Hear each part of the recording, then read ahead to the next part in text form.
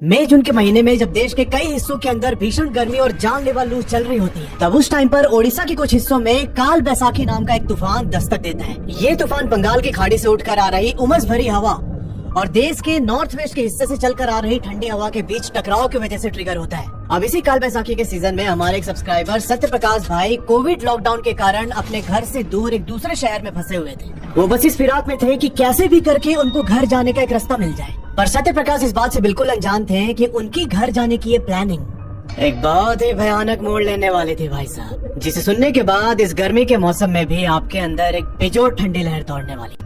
तो सत्य प्रकाश का घर ओडिशा के चांदी खोल टाउन के पास एक गांव पड़ता है बालचंद्रपुर। इसी गांव के रहने वाले हैं और अपने गांव से कोई 165 किलोमीटर दूर अंगुल डिस्ट्रिक्ट के एक दूर दराज गाँव में इनकी पोस्टिंग थी।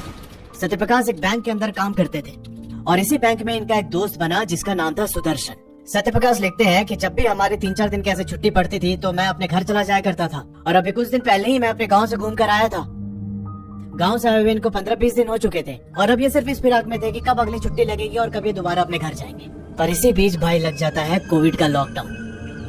अब सत्य प्रकाश बताते हैं कि लॉकडाउन लगने की वजह से मैं और सुदर्शन अगले 2.5 महीने तक अंगुल के उसी छोटे से कस्बे में फंसे रहे। हम दोनों के अंदर बहुत छटपटाहट हो गई थी कि हम कैसे भी करके घर पहुंच जाएं, पर कई दफा कोशिश करने के बाद भी ऐसा कोई रास्ता नहीं मिला। हमारे जितने कॉन्टेक्ट थे उन सब जगह बात करने की कोशिश की कि यार कैसे भी हम लोग अपने घर ड्रॉप करवा दिया जाए, पर सबने यहाँ पर अपने हाथ खड़े कर दिए कि सरकार के सख्त आदेश है, आप नहीं जा सकते इस समय। अब ऐसे ही घर जाने का इंतजार करते हुए फाइनली मई का महीना आ जाता है। अब इस महीने में होता यह है कि सरकार ने स्पेशल परमिट के साथ ट्रैवल करने का परमिशन दे दिया था और साथ ही सत्य प्रकाश जिस बैंक के अंदर नौकरी करते थे उसने रोटेशनल शिफ्ट स्टार्ट कर दिया था।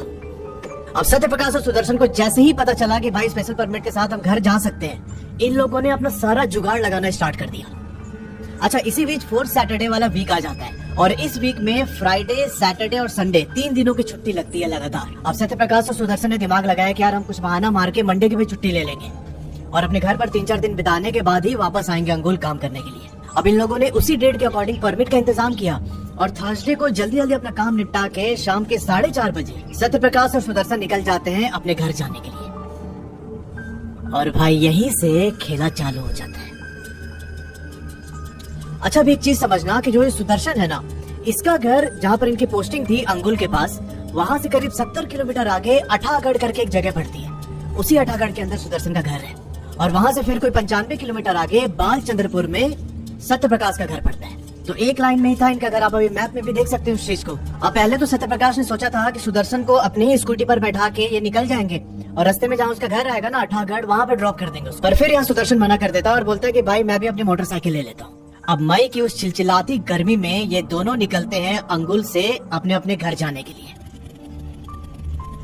अभी सत्य प्रकाश लिखते हैं कि पहले जब कभी भी मैं अपने घर जाता था तो मैंने हमेशा NH55 वाला रूट लिया, पर इस बार सुदर्शन ने बोला कि भाई मुझे एक दूसरा रास्ता भी पता है, वहां से हम जल्दी पहुंच जाएंगे। वो रास्ता था NH655। सत्य प्रकाश सुदर्शन के पीछे पीछे उसी NH655 पर चलने लगते हैं। अभी जो NH55 वाला रास्ता था उससे तो बहुत अच्छी तरह से वाकिफ थे सत्य प्रकाश, पर ये बताते हैं कि जो NH655 है वो 2 घने जंगलों के बीच से गुजरता हुआ रास्ता था। अब ये दोनों अपने घर बढ़ तो रहे थे, पर इनके दिमाग में एक खौफ और दस्तक दे रहा था कि भाई अभी एक काल बैसाखी तूफान का सीजन है, बस हमें कैसे भी उस चीज का सामना ना करना पड़े। पर चूंकि आसमान एकदम क्लियर था तो इन लोगों ने सोचा कि यार हम आराम से पहुंच जाएंगे घर। अब इसी बीच ये लोग जब एक कस्बे को क्रॉस कर रहे थे तो इन्होंने रोड के साइड पर एक दही बड़ा का स्टॉल देखा। ये दोनों रुक जाते हैं भाई दही बड़ा खाने के लिए। अब चूंकि आसमान एकदम क्लियर था तो ये लोग एकदम आराम से मजे लेके दही बड़ा खा रहे थे। वहाँ करीब आधा घंटा 40 मिनट बिताने के बाद ये लोग दोबारा अपनी राइड स्टार्ट करते हैं। पर अभी उस दही बड़े वाले स्टॉल से कोई 30-40 किलोमीटर ही आगे पहुंचे थे ये लोग कि अचानक से पूरा माहौल ही चेंज हो गया। अभी शाम के कोई 5:30 बज रहे थे और आसमान जो अभी तक एकदम क्लियर दिखाई दे रहा था ना, उस पर काले बादल मंडराने लगते हैं। एकदम से अंधेरा हो जाता है और झमाझम बारिश स्टार्ट। कुछ टाइम के बाद बारिश के साथ साथ ओले भी पड़ने लगे और इनको अब राइड करने में काफी मुश्किल आ रही थी। सत्य प्रकाश बताते हैं कि उस समय मंजर बहुत ही भयानक हो रखा था। हर तरफ अंधेरा और हमारा रास्ता जंगल के बीच से होके गुजर रहा था उस टाइम पे, और साथ ही इतनी मूसलाधार बारिश। मजबूरन इन लोगों ने डिसाइड किया कि यार कहीं पर हम रुक जाते हैं, बारिश थोड़ी कम होगी तब हम आगे बढ़ेंगे। अब इन दोनों ने मोटरसाइकिल रोड के किनारे पर खड़ी की। अब वही बाजू में एक बड़ा सा पेड़ था, तो इन लोगों ने सोचा कि उसी पेड़ के नीचे शेल्टर ले लेते हैं। और वहाँ खड़े होकर ये दोनों बारिश के कम होने का इंतजार करने लगे। अब इसी बीच सत्यजीत बोलता है सुदर्शन से कि भाई मुझे ना पेशाब लगी है, मैं अभी पीछे करके आता हूँ। और ये बोलकर सत्यजीत उस पेड़ के पीछे चला जाता है टॉयलेट करने के लिए। अभी तक तो ये लोग रोड के किनारे पर खड़े थे उस पेड़ के नीचे। पेड़ के सामने रास्ता था और वो सीधा रास्ता इनके घर को जा रहा था। पर जैसे ही सत्यजीत पेड़ के पीछे पहुंचा ना, टॉयलेट करने के बाद इसकी नजर सामने नदी पर पड़ी। पीछे से एक नदी क्रॉस हो रही थी। यहां तक तो सब कुछ नॉर्मल था, पर जब इसने ध्यान से देखा तो उस नदी के किनारे पर ना उस इलाके का शमशान घाट था। अब जैसे ही सत्यजीत ने देखा कि ये लोग शमशान घाट के एकदम करीब खड़े हैं, इसके शरीर में एकदम कंपन होने लगी। सत्यजीत बताते हैं कि मैं ना जैसे कुछ टाइम के लिए एकदम फ्रीज हो गया, और फ्रीज होकर मैं एक टक बस उस शमशान की तरफ देख रहा था।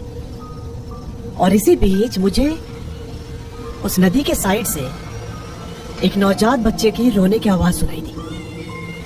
अब वो आवाज सुन के सत्यजीत की एकदम रूह कांप गई भाई।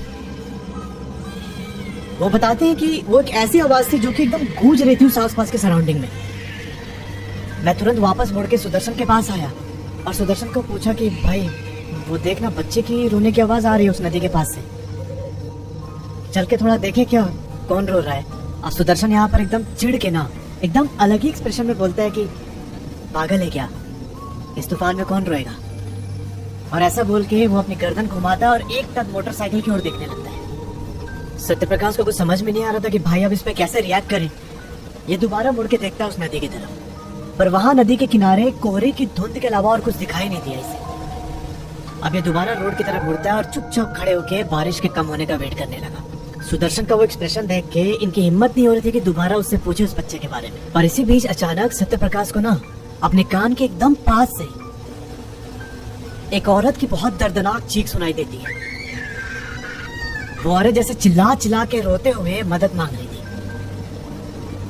भाई इस समय सत्यप्रकाश को लगा कि अब मैं कैसे बोलूं सुदर्शन को, इसने पहले ही इतने गंदे तरीके से रिएक्ट किया है।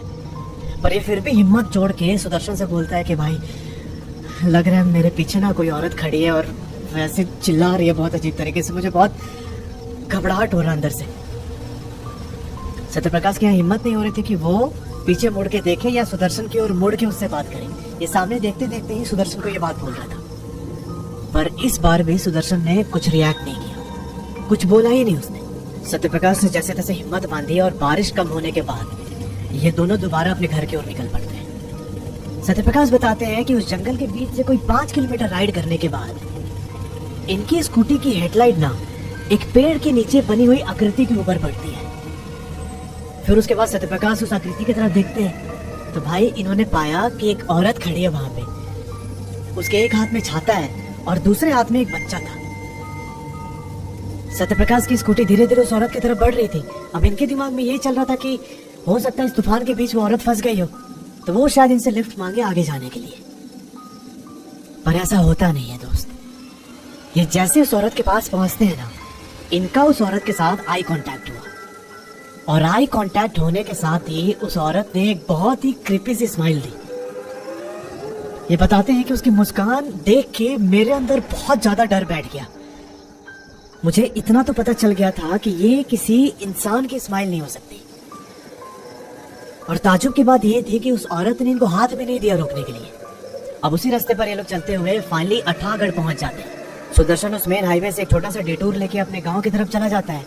उसने एक बार भी सत्यप्रकाश को पूछा नहीं कि भाई तू मेरे साथ आज मेरे घर पर रुक जा, ऐसे बारिश हो रही है तो कल थोड़ा सा मौसम साफ होगा तब चले जाना। अब सत्यप्रकाश के मन में भी आया कि भाई जब इसने पूछा ही नहीं तो मैं क्यों खुद से बोलूं कि भाई आज मैं तेरे घर पर रुक जाता हूँ। शाम के 7 बज चुके थे और उस रास्ते पर पुलिस पेट्रोलिंग के अलावा और कोई भी नहीं था। सत्यप्रकाश सोचते हैं कि यार मेरे पास कोई ऑप्शन नहीं है, मुझे आज घर पहुंचना ही पड़ेगा।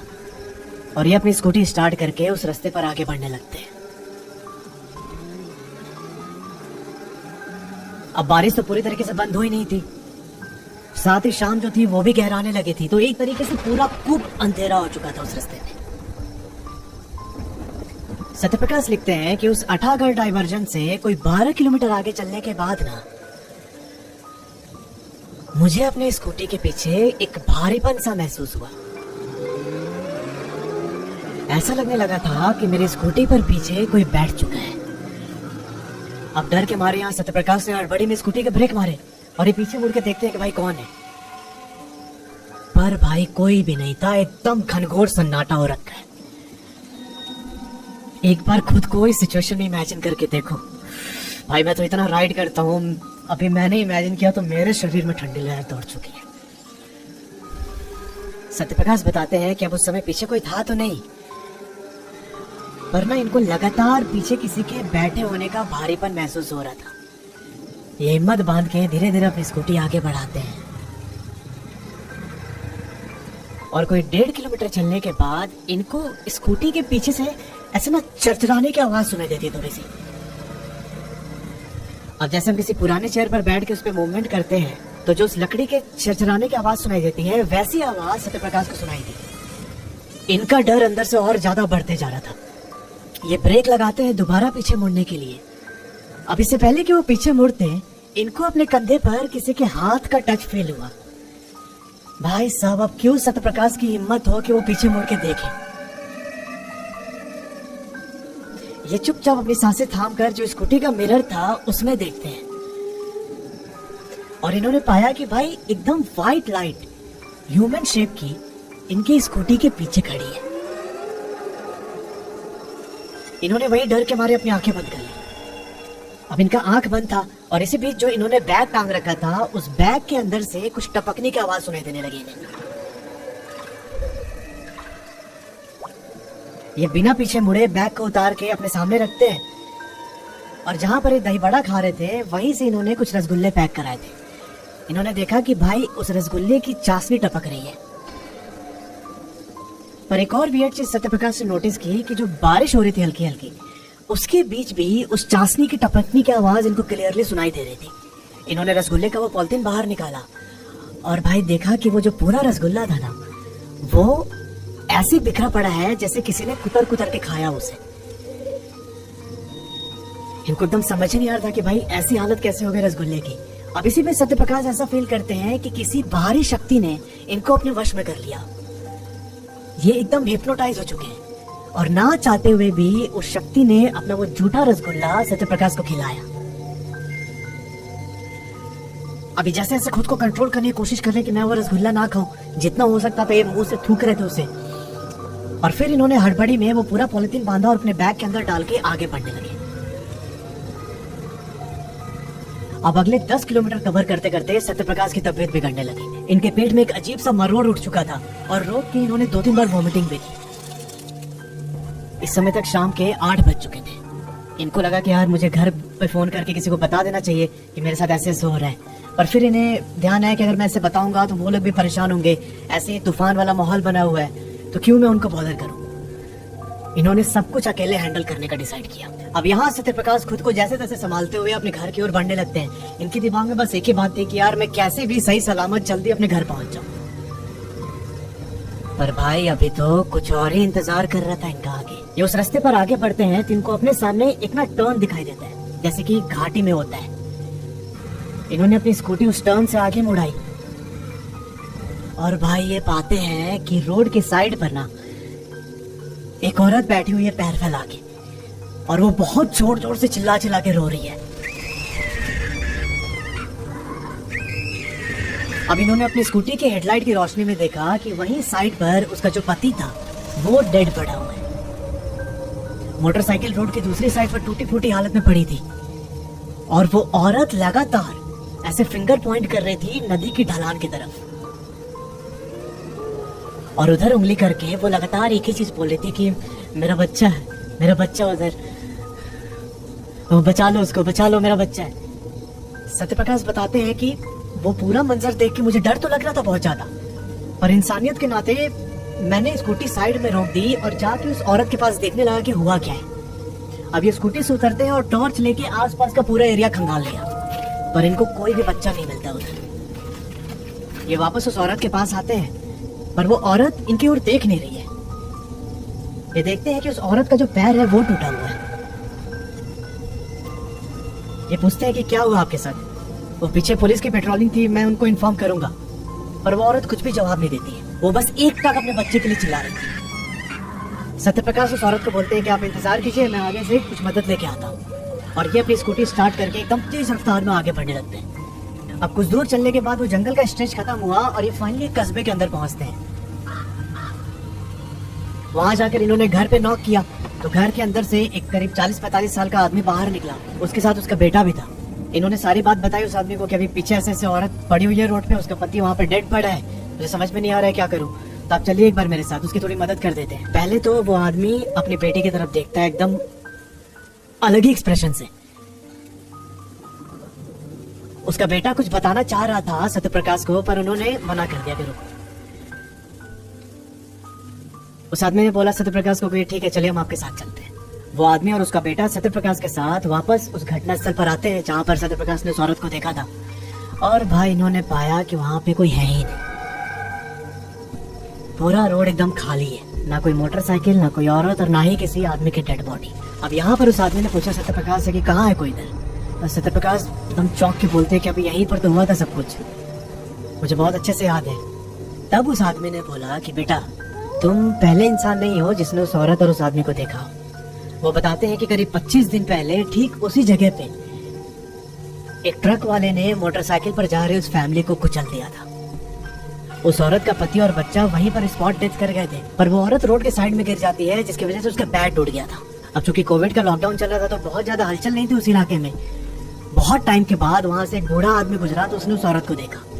वो औरत उस टाइम पर एकदम बेहोशी की हालत में थी। वो आदमी उसको बोलता है तुम बस 2 मिनट रुको, मैं पानी लेके आता हूँ। ये गया पानी लेने के लिए और जब पानी लेके वापस आया तो इसने देखा कि भाई वो औरत मर चुकी है। अब उसी टाइम से उस औरत की आत्मा अपने बच्चे और पति की मदद की तलाश में भटक रही है कि कहीं से कोई मदद मिलेगी उसे। जो कुछ भी तुमने देखा ना वो सब बस एक छलावा था। तब यहाँ सत्यप्रकाश बोलते हैं कि ये बात आप मुझे उधर भी तो बता सकते हैं जब मैं आपसे मदद मांगने गया था। तब उस आदमी ने बोला कि अगर मैं तुम्हें वहां पर ये सब बताता तो तुम्हें भरोसा नहीं होता, शायद तुम्हें लगता कि मैं ऐसे मदद नहीं करना चाहता या फिर मैं बात को टाल रहा हूँ, तुम किसी और से जाके मदद मांगते। तो इसकी वजह से मैंने सोचा कि तुम्हें उस स्पॉट पर ले जाके ही चीजें समझाई जाए। अब ये सब सुनकर सत्यप्रकाश की रूह कांप गई एकदम। फिर उस आदमी ने बोला कि यहाँ से थोड़ी दूर पर आगे बाबा धवलेश्वर का मंदिर है, वहां पर मत्था टेकने के बाद ही अपने घर जाना। अब सत्यप्रकाश वहां से सीधा मंदिर पहुंचते हैं और वहां शिवलिंग पर जो बेलपत्र रखा था वो बेलपत्र उठा के अपनी जेब में रख लिया। अब वहां पर मत्था टेकने के बाद ये दोबारा अपने घर की ओर बढ़ने लगे और अपने घर पहुंचने से कोई 3 किलोमीटर पहले इनको फिर से वो औरत दिखाई देती है, एक हाथ में छाता और दूसरे हाथ में बच्चे को लिए। सत्यप्रकाश बताते हैं कि घर जाने के बाद मुझे बहुत तेज बुखार रहा अगले 3-4 दिनों तक। मैंने सारी बात अपने परिवार को बताई। अब इनके परिवार वालों ने एक छोटा सा पूजा करवाया सत्यप्रकाश के लिए। इनको अभिमंत्रित करके गंगा जल दिया पंडित जी ने पीने के लिए। और फिर उस पूजा के 3 दिनों के बाद सत्यप्रकाश वापस नॉर्मल होते हैं। बैंक से तो लगातार कॉल आ रहा था कि तुम वापस आओ, इतने दिन की छुट्टी मार रहे हो। अब सत्यप्रकाश ने सोचा कि भाई ये सब मैं बताऊंगा तो बैंक वाले बोलेंगे कि बहाना मार रहे हैं। इन्होंने बैंक में ये बोल दिया कि मेरी माताजी की तबीयत बहुत खराब है, और ये बहाना मार के वो 3-4 दिन तक घर पे रुके रहे। और बाद में जब ये नॉर्मल हुए तो फिर से इन्होंने अपनी ड्यूटी ज्वाइन कर ली। तो यार ये थी पूरी कहानी। अगर आपके जानने में वैसे कोई इंसिडेंट हुआ है तो नीचे जो ईमेल आईडी आ रहा है उस पर अपनी कहानी मुझे भेज सकते हैं। Thanks for watching.